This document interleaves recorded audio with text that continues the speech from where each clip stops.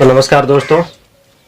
भारत में शिक्षा का विकास जो ब्रिटिश क्राउन के अंडर में चल रहा था उस पर हम चर्चा कर रहे थे। तो नेक्स्ट टॉपिक है अपना शिक्षा नीति पर सरकारी प्रस्ताव 1913 की जो सरकार का क्या प्रस्ताव था शिक्षा नीति पर, उस पर चर्चा करेंगे। इससे पहले इस समय का जो पॉलिटिकल तथा जो सोशल बैकग्राउंड था उस पर चर्चा करेंगे।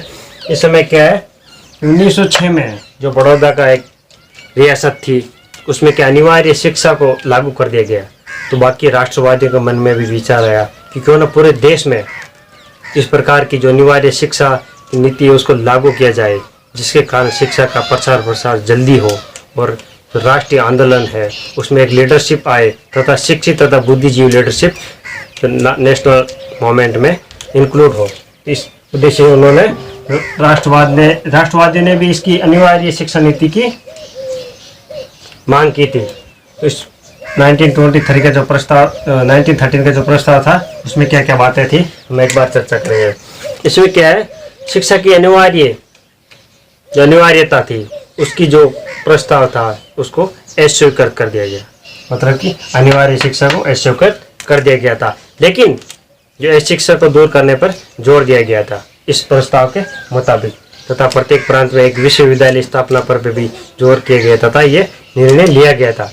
तथा जो गवर्नमेंट थी उसने जो प्रांतीय सरकारों से ये रिक्वेस्ट भी की थी कि वो जो पिछड़ा वर्ग है तथा जो गरीब वर्ग है उसको निःशुल्क प्रारंभिक शिक्षा दी जाए।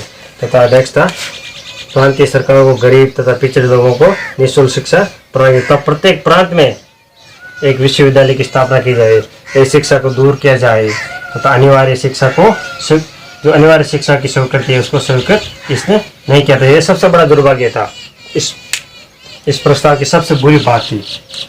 नेक्स्ट टॉपिक पर हम चर्चा करते हैं 1917 का जो शेडलर आयोग है। ये शेडलर आयोग जो शेडलर था जो लीड्स का एक प्रोफेसर था लीड्स विश्वविद्यालय में। इसने कलकत्ता विश्वविद्यालय में जो समस्या चल रही थी उसके बारे में उसको सुझाव देने के लिए, उनके समाधान के लिए शेडलर आयोग का गठन किया था 1917 में। इसमें दो भारतीय थे, एक था सर आशुतोष बनर्जी तथा दूसरा था जियाउद्दीन अहमद। और पिछले वाला जो विश्वविद्यालय आयोग था उसमें कौन कौन थे, सैयद हुसैन बिलग्रामी तथा गुरुदास बनर्जी थे। इन दोनों का नाम याद रखना बहुत इंपॉर्टेंट है ये। और 1904 के जो इस शेडलर आयोग में 1904 का जो विश्वविद्यालय अधिनियम था जिसमें सरकारी नियंत्रण बढ़ा दिया गया था उसकी आलोचना की तथा और उन्होंने ये भी कहा था कि यदि विश्वविद्यालय की शिक्षा में सुधार करना है तो माध्यमिक शिक्षा में सुधार जरूरी है। पहले माध्यमिक शिक्षा में सुधार होगा तभी तो विश्वविद्यालय में वो परिणाम हमको देखने को मिलेंगे। और इसकी सिफारिश निम्नलिखित थी कि स्नातक का पाठ्यक्रम 3 वर्ष का किया जाए। नेक्स्ट था महिला शिक्षा को बढ़ावा दिया जाए, अध्यापक प्रशिक्षण पर जोर दिया जाए, 12 वर्ष की स्कूल की शिक्षा तथा इंटरमीडिएट शिक्षा के बाद विश्वविद्यालय में प्रवेश दिया जाए। तो पहले 12 वर्ष की स्कूलिंग करेगा, उसके बाद इंटरमीडिएट जो परीक्षा है, इंटरमीडिएट परीक्षा के बाद विश्वविद्यालय में प्रवेश दिया जाए। और एक और था इसकी सिफारिश, उस पर चर्चा करेंगे हम।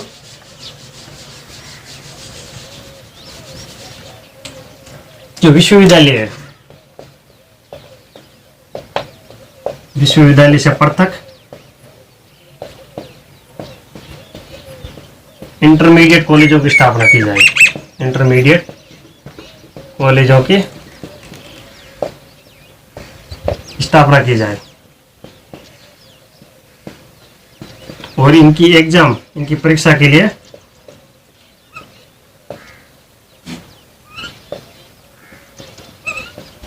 बोर्ड का गठन किया जाए, जिस प्रकार अभी चल रहा है ना board, RBSE Rajasthan board of secondary education, या यूपी में जैसे यूपी बोर्ड है, इस प्रकार ये चल रहा था। इसी के तौर पे यह था कि विश्वविद्यालय से पृथक एक इंटरमीडिएट कॉलेजों की स्थापना की जाए तो इनकी परीक्षा के लिए बोर्डों का गठन किया जाए। एक बार हम फिर से चर्चा करेंगे 1917 में शेडलर आयोग, ये कलकत्ता की विश्वविद्यालय की जो समस्या थी उनके समाधानों के बारे में सुझाव देने के लिए गठित किया गया था। इसमें 2 सदस्य थे, जियाउद्दीन अहमद और सर आशुतोष बनर्जी, वो भारतीय सदस्य थे। तथा इसमें जो 1904 में जो विश्वविद्यालय तो अधिनियम पारित किया गया था लॉर्ड कर्जन के द्वारा, जो प्रतिकारवादी नीति के तौर पे उसकी आलोचना की गई। और इसमें कहा गया कि विश्वविद्यालय की यदि एजुकेशन सुधारना है तो पहले माध्यमिक लेवल की शिक्षा को सुधारना पड़ेगा। और इसमें ये सिफारिशें निम्नलिखित: स्नातक का पाठ्यक्रम 3 साल का किया जाए, महिला शिक्षा को बढ़ावा दिया जाए, तथा जो अध्यापक प्रशिक्षण है उसको सुधार किया जाए तथा उसको उस पर जोर दिया जाए। और नेक्स्ट था 12 वर्ष की स्कूल शिक्षा के बाद इंटरमीडिएट परीक्षा के बाद विश्वविद्यालय में प्रवेश दिया जाए। पहले 12 वर्ष की स्कूल, उसके बाद इंटरमीडिएट परीक्षा, उसके बाद विश्वविद्यालय प्रवेश दिया जाए। तो लास्ट एंड फाइनल था विश्वविद्यालय से जो पृथक है इंटरमीडिएट कॉलेज की स्थापना की जाए तथा उनकी जो एग्जाम करवाने के लिए बोर्डों का गठन किया जाए। तो नेक्स्ट वीडियो में हम फिर से एक नए टॉपिक के साथ चर्चा करेंगे। अब ये खत्म नहीं हुआ भारत में शिक्षा का विकास, अभी 2-3 टॉपिक और है, तो देखते रहिए अनअकैडमी मारवाड़ी।